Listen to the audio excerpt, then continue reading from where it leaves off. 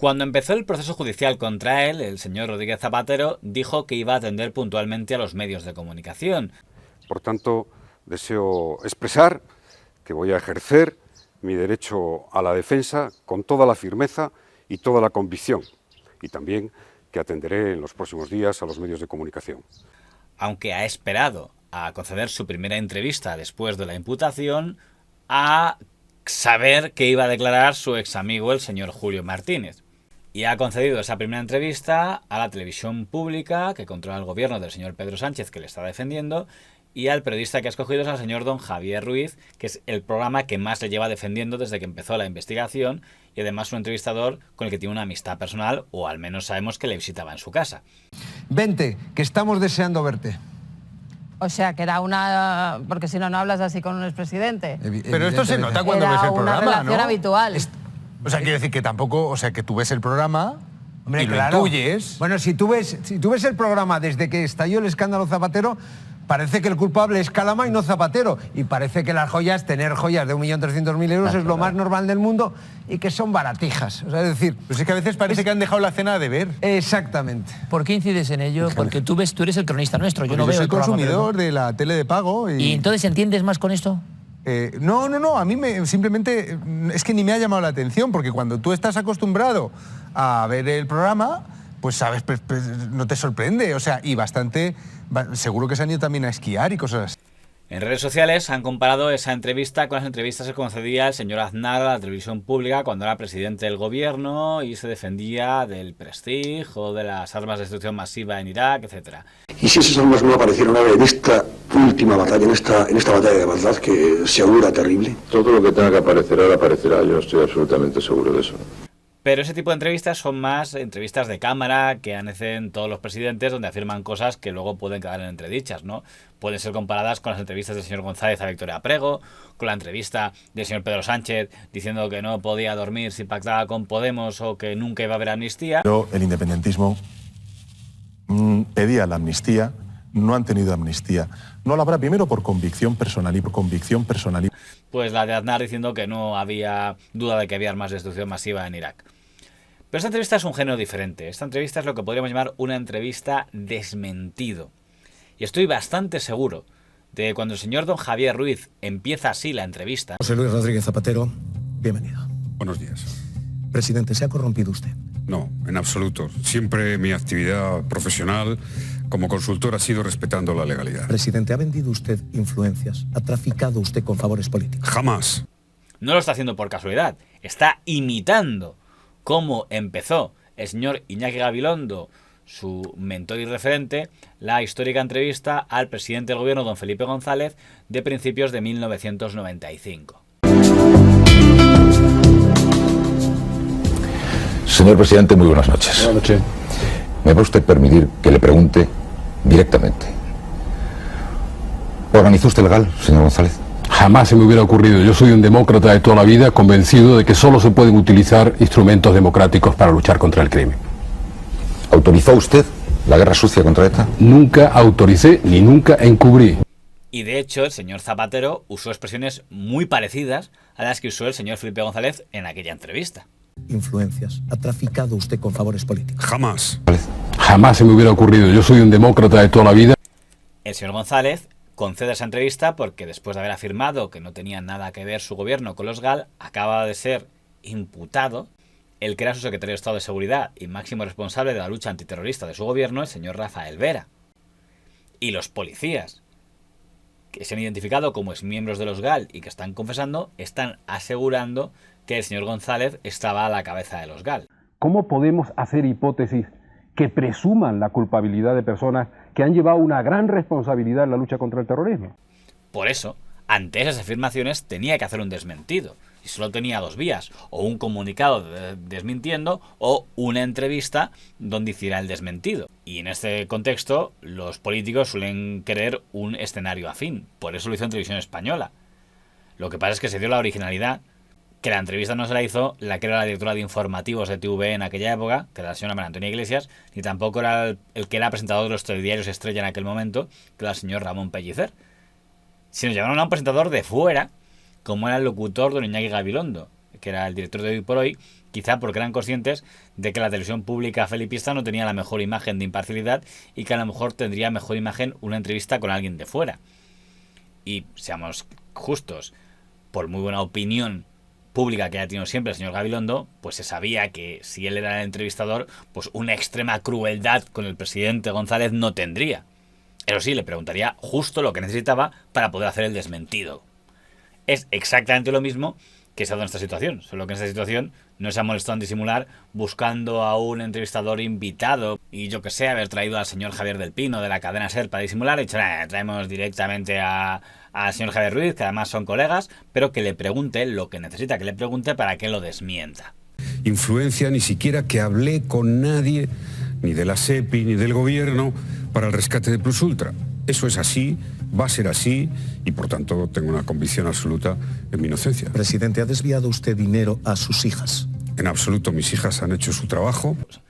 El señor don Javier Ruiz nunca ha negado su admiración por Iñaki Gabilondo, de hecho trabajó con él muchos años. Cuando el señor Gabilondo dirigía los informativos del canal 4 de Sogecable, en el fondo el coordinador de esos informativos era el señor don Javier Ruiz. Y ya por entonces hay declaraciones recogidas por La Razón, donde el señor Javier Ruiz decía, yo soy el sucesor de Iñaki Gabilondo, cosa que fue verdad, porque cuando el señor Gabilondo dejó 4, el que reemplazó al frente de los informativos de 4 fue el señor Javier Ruiz. Lo que pasa es que su reinado duró muy poquito, porque enseguida Sogecable se derrumbó, lo compró todo Mediaset, y una vez lo compra Mediaset, don Javier Ruiz deja el periodismo de información para meterse en el periodismo de opinión, en el tertulianismo, y a hundir el prestigio que había acumulado. Porque cuando él estaba al frente de las Noticias 4, primero al mediodía y luego a la noche, hay que reconocer que aunque tenía la línea editorial, lógicamente, de su grupo, por tanto la del Grupo Prisa, esa línea editorial le permitía ser cercano al PSOE y muy crítico hacia la derecha, pero también meter alguna colleja al PSOE para mantener cierta autonomía, algo que ha hecho siempre Prisa.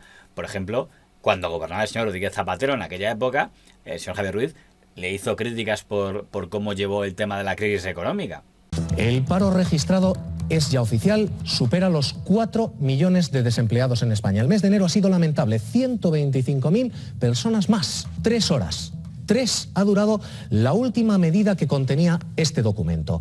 A las 12 de la mañana, este papel decía, el gobierno, enviándolo a la Comisión Europea, pretende recortar las pensiones. Y a las 3 de la tarde, cambio de opinión, rectificación oficial. Moncloa, Zapatero, desautoriza a Economía, a Salgado. O bien el gobierno, o bien el presidente del gobierno leyó, aceptó y ahora corrige, es decir, o es responsabilidad de Zapatero, o bien Economía se lo ocultó al presidente del gobierno y lo ha añadido después. Es el último bandazo de un ejecutivo que parece estar jugando al ping-pong económico. Las dudas sobre España hunden la bolsa. Un 6% ha perdido el IBEX. Es la mayor caída de toda la crisis. Los anuncios del gobierno primero, sus desmentidos después, han sido los detonantes de un pánico que ahora mismo tiene como duda si España puede o no repagar sus deudas. Un día que tiene también sin duda un titular. La debilidad del gobierno ha conseguido sacar adelante la congelación de las pensiones, el recorte de los sueldos públicos por un solo voto. Un solo voto, soledad parlamentaria y fecha de caducidad. Ese voto es hoy el primer titular del día, el de la extrema debilidad del Ejecutivo. El segundo titular lo han puesto los nacionalistas, le ponen fecha de caducidad al gobierno Zapatero. El gobierno ahora mismo no tiene mayoría para esos presupuestos, queda pues amenazado a partir de hoy. A partir de hoy se vive ya ese escenario, el de un gobierno que vive de un margen de victoria de un solo voto. Hoy el señor Javier Ruiz no puede permitirse ese nivel de crítica ni al gobierno sanchista ni al propio señor Zapatero. Fíjense que le parecía débil el gobierno de Zapatero de 2010 y el gobierno de don Pedro Sánchez, que parlamentariamente no puede ni aprobar presupuestos, entonces ¿qué le parecería? Pero en cambio a el Javier Ruiz, que tan crítico era con Zapatero en 2010 porque estaba en Prisa, en Televisión Española no puede hacer esa crítica al gobierno de Pedro Sánchez, porque está en Televisión Española.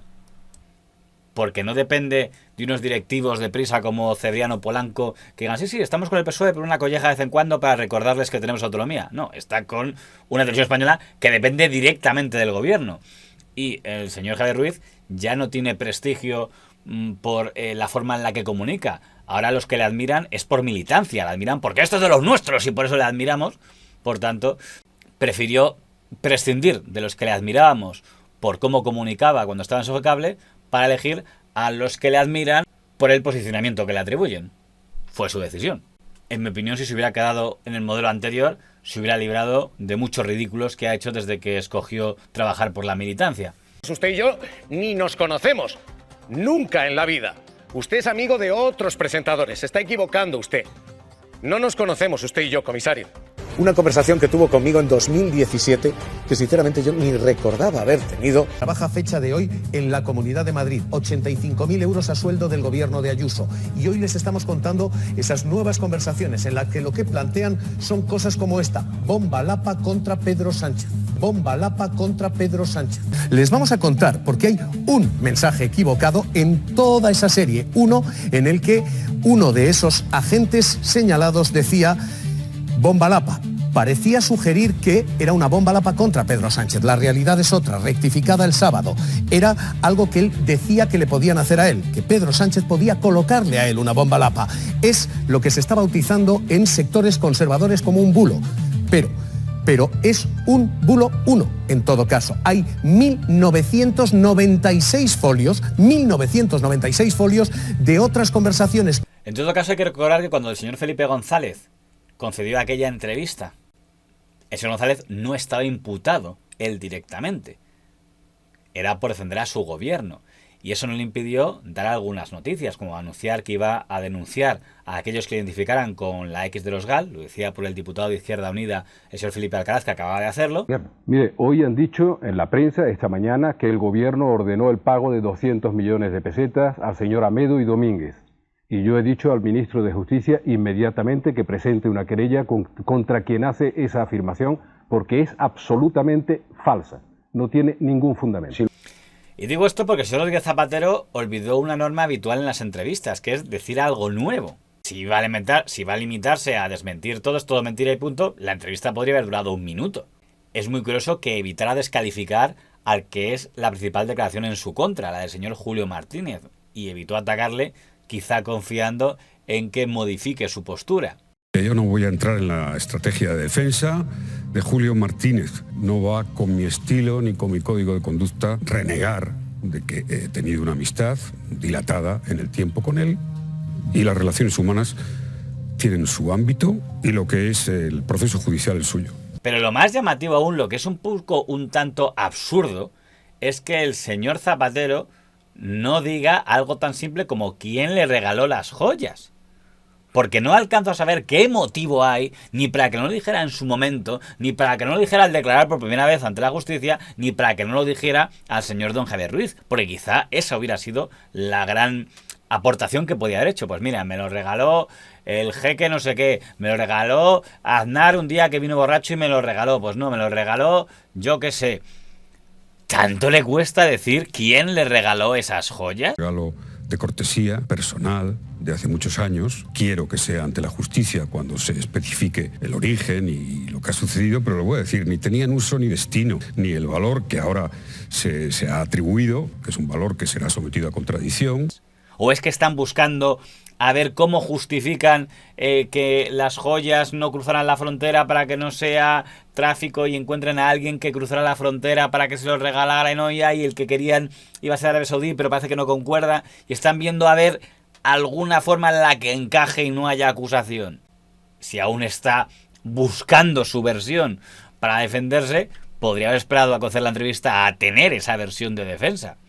Al final, la forma de convencer de tu inocencia no es afirmaciones categóricas, es relatos convincentes. Y Zapatero ha decidido que de momento no nos quiere contar su relato porque aparentemente sus abogados y él aún no han decidido cuál es el relato que más le conviene. Investigación en la que me ampara la presunción de inocencia, por supuesto, procesal y extraprocesal.